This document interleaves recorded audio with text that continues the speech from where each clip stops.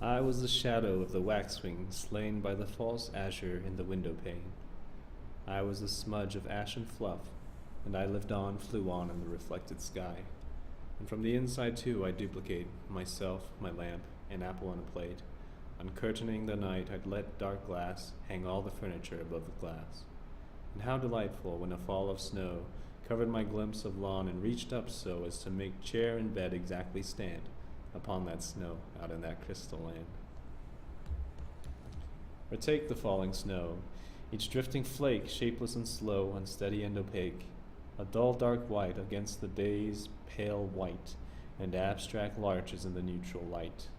And then the gradual and dual blue, and night unites the viewer and the view, and in the morning diamonds of frost express amazement.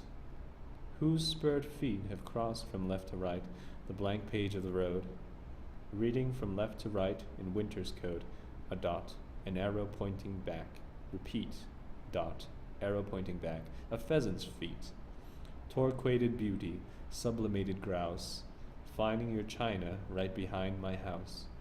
Was he in Sherlock Holmes the fellow whose tracks pointed back when he reversed his shoes? All colors made me happy, even gray. My eyes were such that literally they took photographs. Whenever I'd permit, or with a silent shiver order it, whatever in my field of vision dwelt, an indoor scene, hickory leaves, the svelte stilettos of a frozen stillicide, was printed on my eyelid's nether side, where it would tarry for an hour or two, and while this lasted, all I had to do was close my eyes to reproduce the leaves, or indoor scene, or trophies of the eaves. I cannot understand why from the lake I could not make out our front porch when I take Lake Road to school. Whilst now, although no tree has intervened, I look but fail to see even the roof. Maybe some quirk in space has caused a fold or furrow to displace the fragile vista, the frame house between Goldworth and Wordsmith on its square of green. I had a favorite young shagbark there, with ample dark jade leaves and a black, spare, vermiculated trunk. The setting sun bronzed the black bark, around which, like undone garlands, the shadows of the foliage fell. It is now stout and rough. It has done well. White butterflies turn lavender as they pass through its shade, where gently seems to sway the phantom of my little daughter's swing. The house itself is much the same. One wing we've had revamped. There's a solarium. There's a picture window flanked with fancy chairs. TV's huge paperclip now shines instead of the stiff vein so often visited by the naive, the gauzy mockingbird, retelling all the programs that she had heard, switching from chippo chippo to a clear to wee, then rasping out, come here, come here, come here, flitting her tail aloft, or gracefully indulging in a soft upward hop flop, and instantly to wee, returning to her perch, the new TV. I was an infant when my parents died. They both were ornithologists. I've tried so often to evoke them that today I have 1,000 parents. Sadly, they dissolve in their own virtues and recede, but certain words, chance words I hear or read, such as bad heart, always to him refer, and cancer of the pancreas, to her. A preterist, one who collects cold nests. Here was my bedroom, now reserved for guests. Here, tucked away by the Canadian maid. I listened to the buzz downstairs and prayed for everybody to be always well. Uncles and aunts, the maid, her niece Adele, who'd seen the Pope, people in books, and God.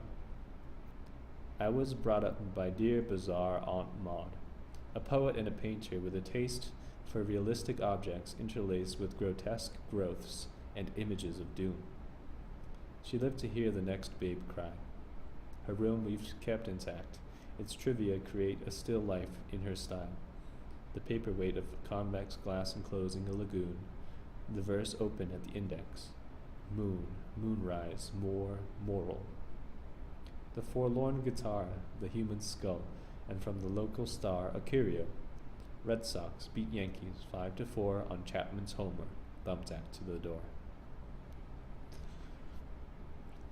My God, they died young. Theolatry I found degrading, and its premises unsound. No free man needs a God. But was I free? How fully I felt nature glued to me, and how my childish palate loved the taste, half fish, half honey, of that golden paste. My picture book was an early age, the painted parchment papering our cage. Mauve rings around the moon, blood orange sun, twinned iris, and that rare phenomenon, the iridule, when beautiful and strange, in a bright sky above a mountain range, one opal cloudlet in an oval form reflects the rainbow of a thunderstorm, which in a distant valley has been staged, for we are most artistically caged. And there's the wall of sound, the nightly wall raised by 1,000,000,000,000 crickets in the fall, impenetrable. Halfway up the hill I pause in a thrall of the delirious thrill. That's Dr. Sutton's light, that's the Great Bear. 1,000 years ago, 5 minutes were equal to 40 ounces of fine sand. Out stare the stars, infinite foretime and infinite aftertime. Above your head, they close like giant wings, and you are dead. The regular vulgarian, I dare say, is happier.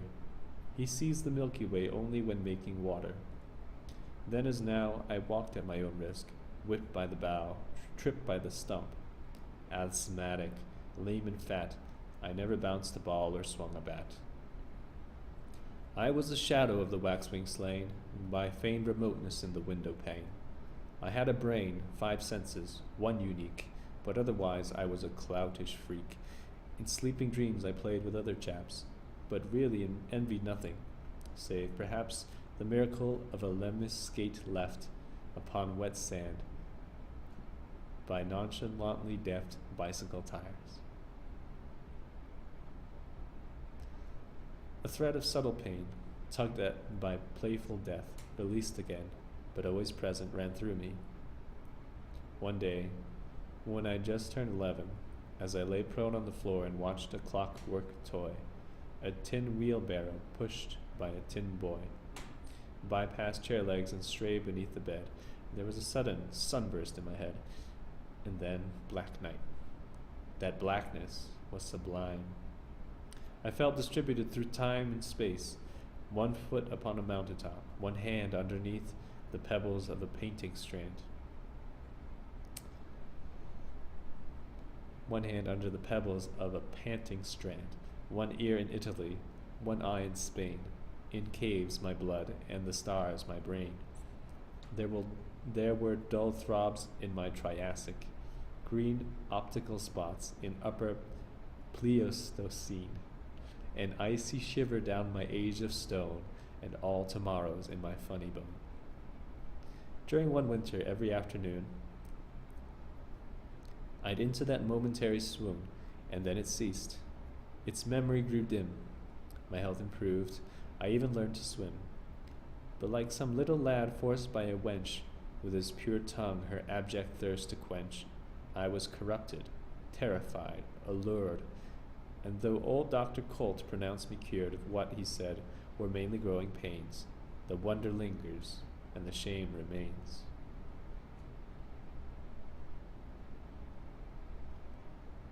There was a time in my demented youth when somehow I suspected that the truth about survival after death was known to every human being. I alone knew nothing, and a great conspiracy of books and people hid the truth from me. There was the day when I began to doubt man's sanity. How could he live without knowing for sure what dawn, what death, what doom awaited consciousness beyond the tomb? And finally there was the sleepless night, when I decided to explore and fight the foul, inadmissible abyss, devoting all my twisted life to this one task. Today I am 61. Waxwings are berry picking. A cicada sings.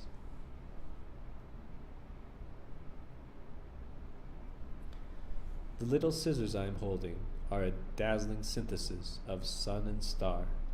I stand before the window and I pare my fingernails and vaguely am aware of certain flinching likenesses. The thumb, our grocer's son. The index, lean and glum college astronomer, star over blue. The middle fellow, A tall priest I knew, the feminine fourth finger, an old flirt, and little Pinky clinging to her skirt. And I make mouths as I snip off the thin strips of what Aunt Maud used to call scarf skin. Maud Shade was 80 when a sudden hush fell on her life. We saw the angry flush and torsion of paralysis assail her noble cheek. We moved her to Pinedale, famed for its sanitarium. There she'd sit in the glass sun and watch the fly that lit upon her dress and then upon her wrist. Her mind kept fading in the growing mist. She still could speak. She paused, then groped and found what seemed at first to be a serviceable sound. From adjacent cells, impostors took the place of words she needed, and her look spelt imploration as she sought in vain to reason with the monsters in her brain. What moment in the gradual decay does resurrection choose? What year? What day? Who has a stopwatch? Who rewinds the tape? Are some less lucky, or do all escape? A syllogism. Other men die, but I am not another. Therefore I'll not die. Space is a swarming in the eyes, and time is a singing in the ears. In this hive I'm locked up. Yet, if prior to life we had been able to imagine life, what mad, impossible, unutterably weird, wonderful nonsense it might have appeared. So why join in the vulgar laughter? Why scorn a hereafter none can verify? The Turks delight, the future liars, the talks with Socrates and Proust in Cyprus walks, the seraph with his 6 flamingo wings, and Flemish hells with porcupines and things. It isn't what we dream too wild to dream.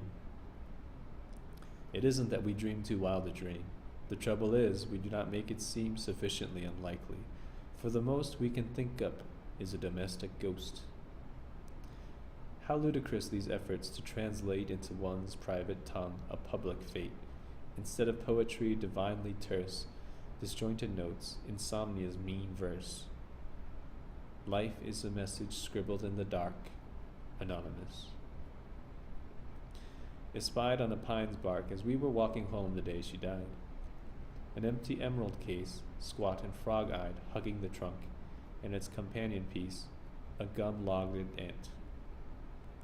That Englishman in Nice, a proud and happy linguist, je nourris les pauvres cigales, meaning that he fed the poor seagulls.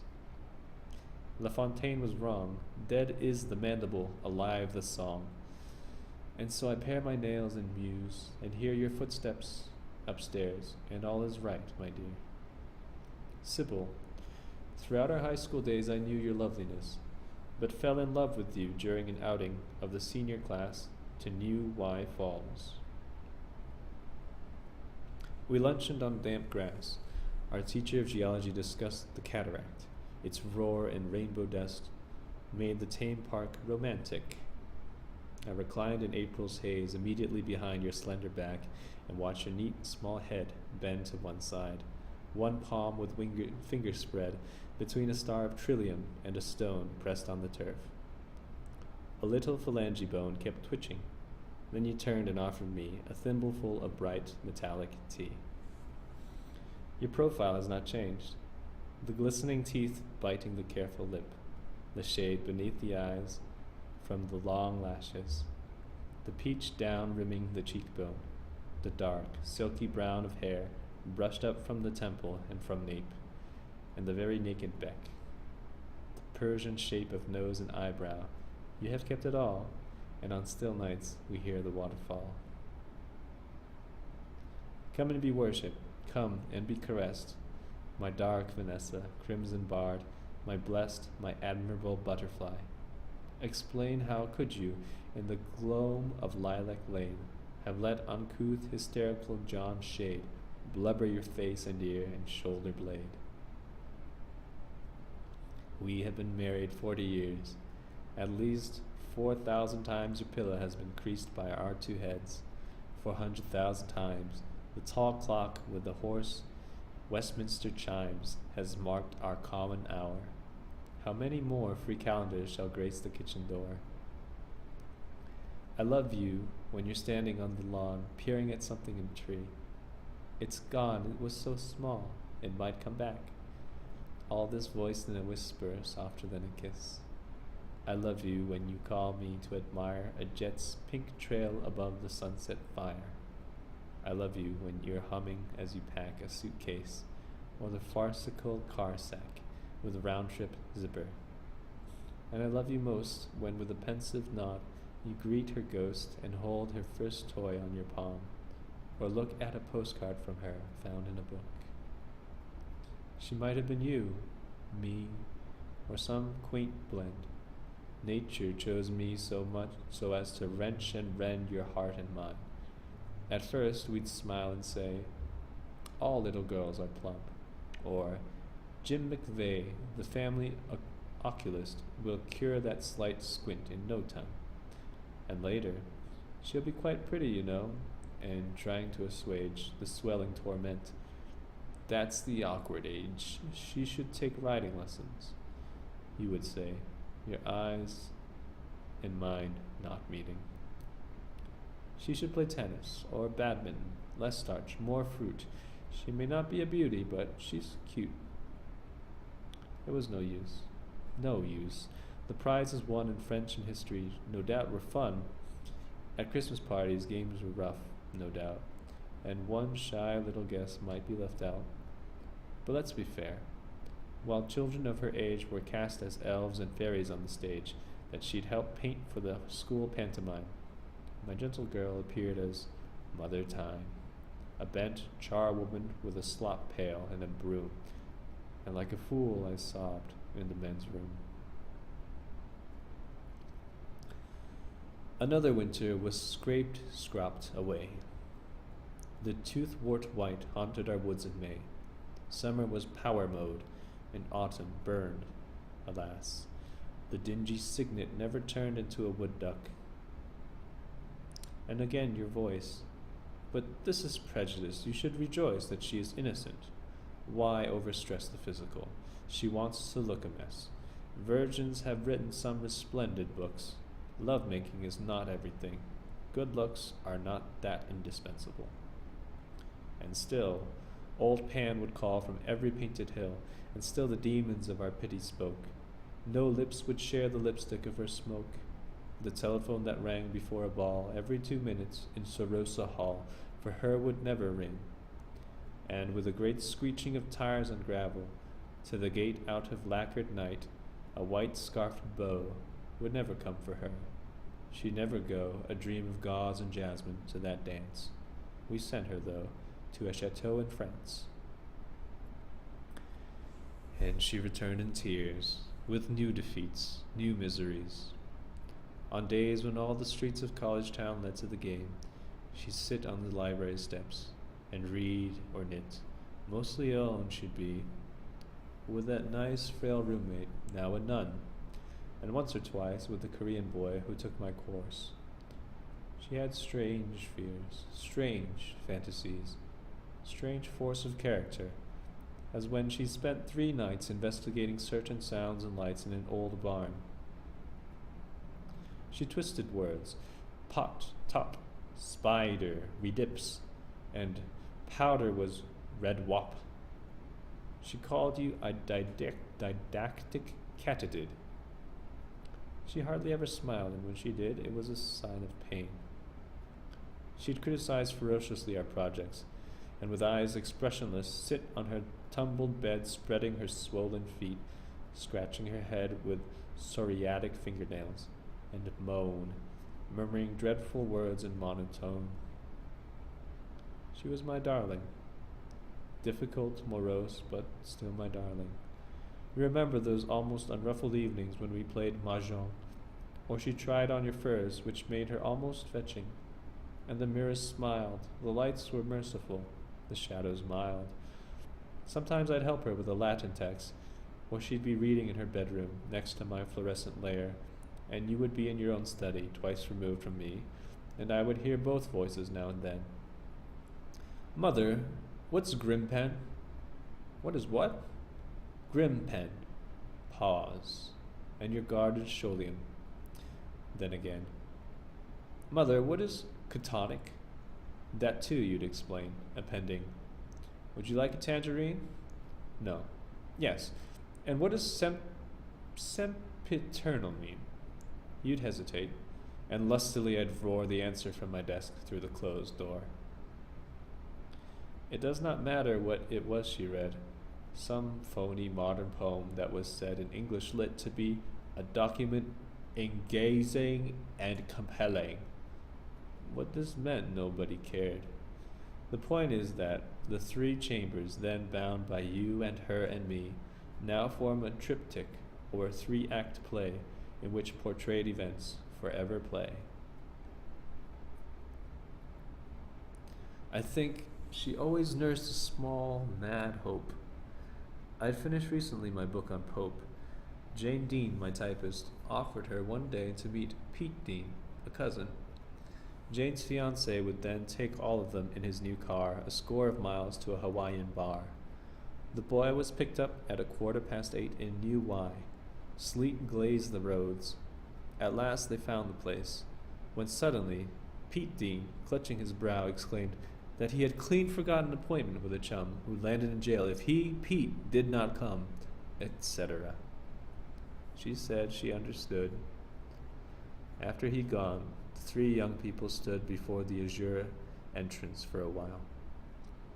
Puddles were near unbarred, and with a smile she said she'd be betrothed. She much preferred just going home. Her friends escorted her to the bus stop and left. But she, instead of riding home, got off at Lockenhead. You scrutinized your wrist.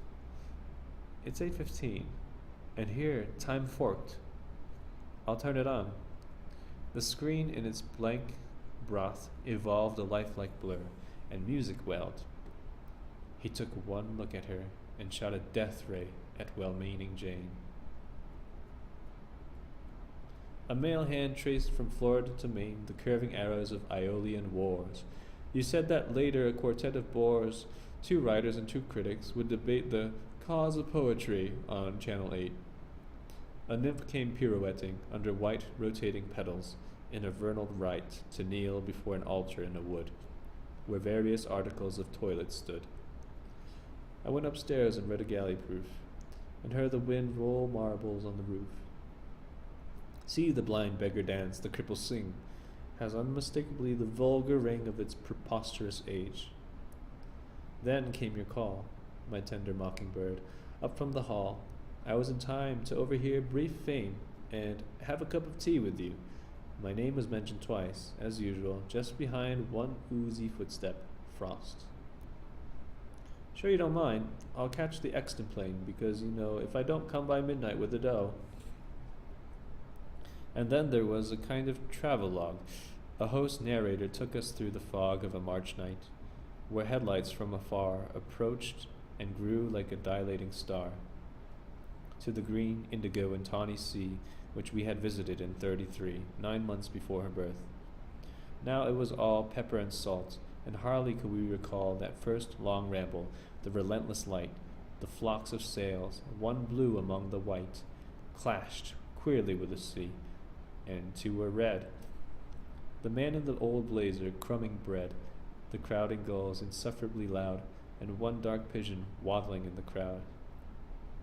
Was that the phone? You listened at the door. Nothing. Picked up the program from the floor. More headlights in the fog. There was no sense in window rubbing, only some white fence and the reflector poles passed by unmasked. Are we quite sure she's acting all right, you asked. It's technically a blind date, of course. Well, shall try the preview of Remorse, and we allowed in all tranquility the famous film to spread its charmed marquee. The famous face flowed in, fair and inane, the parted lips, the swimming eyes, the grain of beauty on the cheek, odd Gallicism, and the soft form dissolving in the prism of corporate desire. I think, she said, I'll get off here. It's only Lockenhead. Yes, that's okay. Gripping the stang, she peered at ghostly trees. Bus stopped. Bus and disappeared. Thunder above the jungle. No, not that. Pat Pink, our guest. Anti-atomic chat. 11 struck. He sighed. Well, I'm afraid there's nothing else of interest. You played Network Roulette. The dial turned and jerked. Commercials were beheaded. Faces flicked. An open mouth and mid-song was struck out. An imbecile with sideburns was about to use his gun, but you were much too quick. A jovial Negro raised his trumpet. Jerk! Your ruby ring made life and laid the law. Oh, switch it off. And as life snapped, we saw pinhead light dwindle and die in black infinity. Out of his lakeside shack, a watchman, Father Time, all gray and bent, emerged with his uneasy dog and went along the reedy bank. He came too late. You gently yawned and stacked away your plate. We heard the wind. We heard it rush and throw twigs at the window pane. Phone ringing? No. I helped you with the dishes. The tall clock kept on demolishing young root, old rock. Midnight, he said. What's midnight to the young? And suddenly a festive blaze was flung across 5 cedars. Snow patches showed, and a patrol car on our bumpy road came to a crunching stop. Retake, retake. People have thought she tried to cross the lake at Loch and Neck, where zesty skaters crossed from X to Y on days of special frost. X-E-X-E to Y, W-Y-E, X to Y. Nabokov. Come on. Others suppose she might have lost her way by turning left from Bridge Road, and some say she took her poor young life. I know. You know. It was a night of thaw, a night of blow. With great excitement in the air, Black Spring stood just around the corner, shivering in the wet starlight and on the wet ground.